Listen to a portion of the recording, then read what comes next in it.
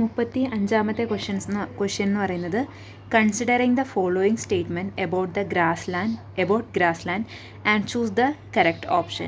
ഇവിടെ ഗ്രാസ് ലാൻഡിനെ കുറിച്ച് അവർ കുറച്ച് ഓപ്ഷൻസ് തന്നിട്ടുണ്ട്. അതിൽ നിന്ന് കറക്റ്റായിട്ടുള്ള ഓപ്ഷൻ ചൂസ് ചെയ്യാനാണ് അവർ നമ്മുടെ അടുത്ത് ചോദ്യം ചോദിച്ചിരിക്കുന്നത്.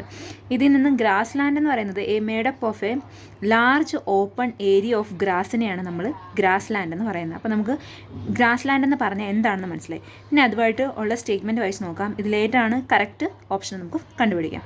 ഫസ്റ്റ് ഓപ്ഷൻ എന്ന് പറയുന്നത് climate plays an important role in formation of grass land. അത് നമുക്കറിയാം.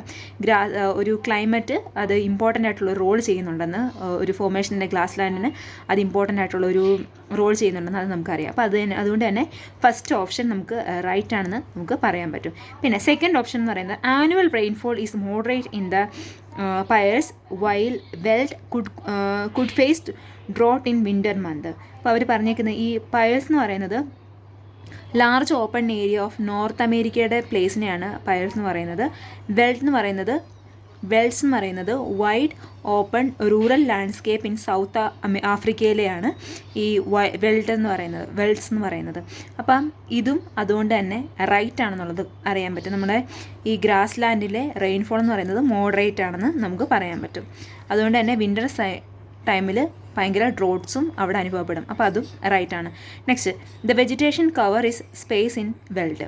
ഓക്കെ, അതുപോലെ തന്നെ നാച്ചുറലായിട്ടുള്ള വെജിറ്റേഷനാണ് അവിടെ വെൽറ്റിൽ കാണുന്നുള്ളത്. അതുകൊണ്ട് തന്നെ അത് റൈറ്റാണ്. പിന്നുള്ളത് velds lie in north hemisphere while